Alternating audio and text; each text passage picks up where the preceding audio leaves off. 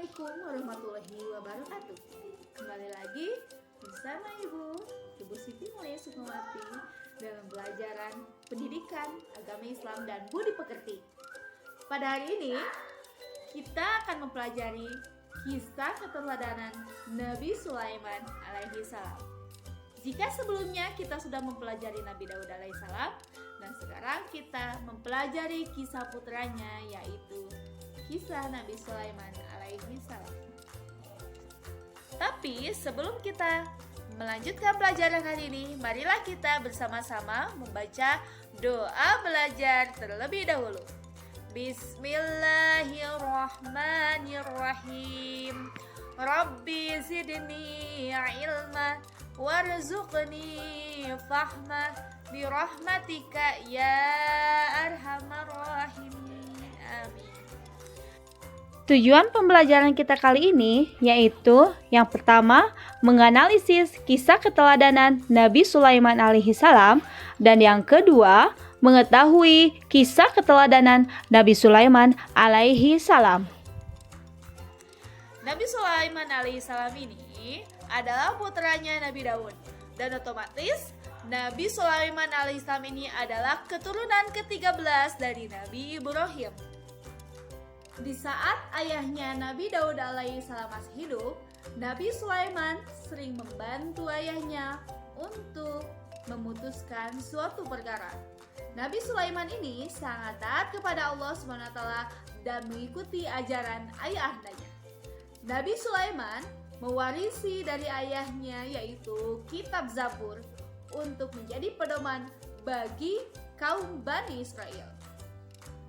Karena Nabi Sulaiman ini adalah seorang nabi dan keturunan nabi juga, maka Allah memberikan mukjizat kepada Nabi Sulaiman, yaitu diantaranya yang pertama mengetahui bahasa binatang, yang kedua mempunyai bala tentara yang bukan hanya dari kalangan manusia tapi juga kalangan jin, setan, burung-burung, dan juga angin. Terus yang ketiga, Nabi Sulaiman alaihissalam juga bisa memerintahkan angin bagaimana dia bisa bertiup sesuai dengan keinginan atau kehendak Nabi Sulaiman. Yang keempat, sebagai Nabi dan Rasul, Nabi Sulaiman ini juga menjadi seorang raja yang terkaya di dunia, bahkan tidak ada tandingannya. Terus yang terakhir, mempunyai kecerdasan dan kebijaksanaan yang luar biasa. Pada suatu hari, Nabi Sulaiman diangkat menjadi seorang rasul pada usianya, ada yang bilang ke-13 dan ada yang bilang juga ke-17, yang pasti diangkat menjadi raja sepeninggalannya Raja Daud alaihissalam. Setelah 4 tahun, Nabi Sulaiman dinobatkan menjadi raja. Beliau beserta ayahandanya membangun Baitul Maqdis. Baitul Maqdis adalah tempat suci untuk beribadah yang berada di negeri Yerusalem, yaitu tepatnya di Masjidil Aqsa yang mungkin sekarang kita kenal di Palestina. Nah, Nabi Sulaiman alaihissalam ini juga mempunyai keistimewaan tadi, yaitu bisa berdialog dengan hewan, diantaranya yaitu dengan semut. Karena pada suatu hari ketika Nabi Sulaiman alaihissalam ingin melakukan suatu perjalanan, dia mendengar percakapan seekor semut yang memerintahkan kepada para tentaranya untuk cepat-cepat berjalan supaya tidak terinjak oleh pasukannya Nabi Sulaiman. Akan tetapi Nabi Sulaiman ternyata mendengar suara semut tersebut dan memerintahkan kepada seluruh pasukannya untuk berhenti sejenak sampai pasukannya tidak mengerti apa maksud dari Nabi Sulaiman tersebut. Ternyata Nabi Sulaiman mendengarkan percakapan semut tersebut supaya cepat-cepat. Tapi Nabi Sulaiman mengizinkan semut tersebut supaya tidak terlalu cepat karena dia mengerti apa yang harus dilakukan sebagai seorang pemimpin dan raja yang bisa memahami bahasa binatang. Dan Nabi Sulaiman juga pernah berdiskusi dengan burung hudhud, yang bahkan burung hudhud ini menjadi kurirnya Raja Sulaiman. Dan hal ini tertuang di dalam surat An-Naml ayat 26 sampai 27. Semua cerita tentang Nabi Sulaiman ini banyak sekali dikisahkan di dalam Al-Quran, salah satunya di dalam surat An-Naml ayat ke-15 sampai 44. Nah, di sana banyak diceritakan tentang kisah perjalanannya Nabi Sulaiman dari silsilahnya sampai beliau berkenalan dengan Ratu Balqis yang menjadi istrinya. Nah, pada suatu hari Nabi Sulaiman alaihissalam sedang melakukan suatu perjalanan. Nah, di sana, di perjalanan tersebut, dia kehilangan burung hudhudnya. Padahal burung hudhud tersebut diajak oleh salah satu temannya untuk melihat bahwa ada suatu negara yang tidak menyembah kepada Allah, yaitu kerajaan Saba yang dipimpin oleh seorang ratu, yaitu Ratu Balqis. Nah, dari sana Raja Sulaiman itu sangat marah kepada burung hudhud karena burung hudhud tidak meminta izin terlebih dahulu kepada Nabi Sulaiman. Nah, ketika burung hudhud itu burung tersebut kembali, maka burung hudhud menjelaskan kepada Nabi Sulaiman bahwa dia melihat sebuah negara yang dipimpin oleh seorang wanita yang tidak menyembah kepada Allah, malah menyembah kepada matahari. Akhirnya, untuk meyakinkan Nabi Sulaiman, burung hudhud diminta untuk mengirimkan sebuah surat kepada Ratu Balqis agar Ratu Balqis diperintahkan untuk menyembah kepada Allah Subhanahu wa taala, jika tidak Raja Sulaiman akan memerangi. Nah, dari sana Ratu Balqis meminta pendapat para penasehatnya. Akan tetapi para penasehatnya tidak sependapat dengan Ratu Balqis karena para penasehatnya merasa dilecehkan dan tidak terima jika ada kerajaan lain yang meminta untuk menaklukkan kerajaan mereka. Akan tetapi, karena Ratu Balqis ini adalah seorang ratu yang baik hati, dia memilih untuk tidak melakukan peperangan, yaitu mencoba untuk bernegosiasi atau memberikan hadiah kepada Raja Sulaiman. Akhirnya, Ratu Balqis mengirimkan salah satu dari pasukannya untuk mengirimkan hadiah yang sangat megah, mewah, dan juga berharga kepada Raja Sulaiman.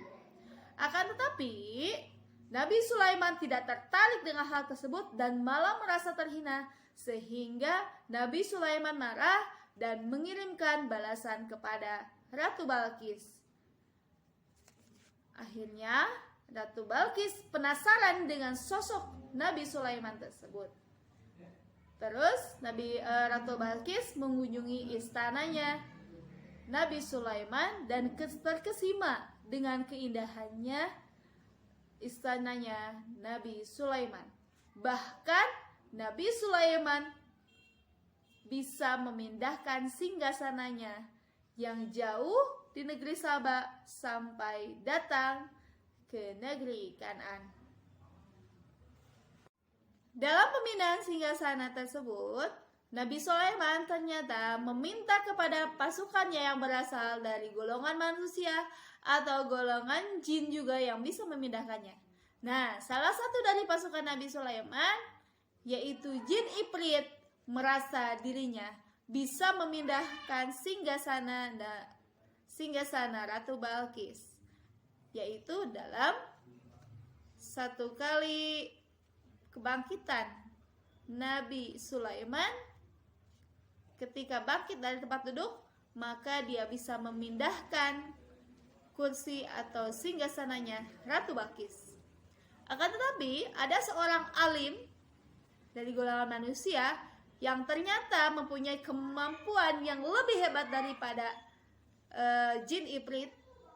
dan meminta kepada Nabi Sulaiman untuk memindahkan singgasananya Ratu Balkis. Dan benar sajalah, singgasananya Ratu Balkis dalam satu kali kejapan mata berada di depan orang-orang yang ada di kerajaannya Nabi Sulaiman. Dan Nabi Sulaiman juga meminta kepada para jin untuk menghias singgasana Ratu Balkis sehingga Ratu Balkis terkesima dan tidak mengetahui bahwa Nabi Sulaiman telah memindahkan atas izin Allah memindahkan singgasananya Ratu Balkis. Dari sana Ratu Balkis sangat terpesona dan juga terkesima dengan Raja Sulaiman.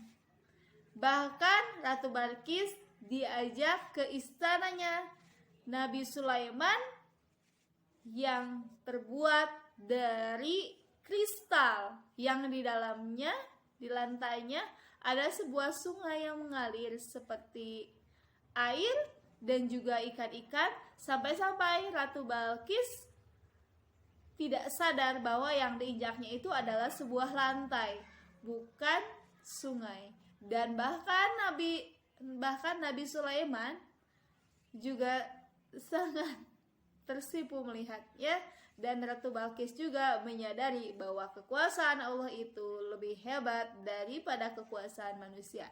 Dan di sanalah Ratu Balkis bertaubat dan menerima seruannya Raja Sulaiman. Nabi Sulaiman wafat di usianya yang ke-67 tahun, dan bahkan kematiannya pun tidak diketahui oleh siapapun, dan kematiannya diketahui setelah 1 tahun beliau meninggal. Kenapa hal tersebut terjadi? Itu dikarenakan Nabi Sulaiman meminta kepada Allah SWT untuk merahasiakan kematiannya, karena jika orang lain tahu, maka para jin setan dan akan kembali kepada kekufuran dan juga kemusyrikan. Selain itu juga, itu membuktikan bahwa yang namanya jin itu tidak mengetahui hal-hal yang gaib. Bahkan Nabi Sulaiman diketahui meninggal setelah rayap-rayap yang ada menggerogoti tongkatnya yang selama ini dijadikan sandaran oleh Nabi Sulaiman.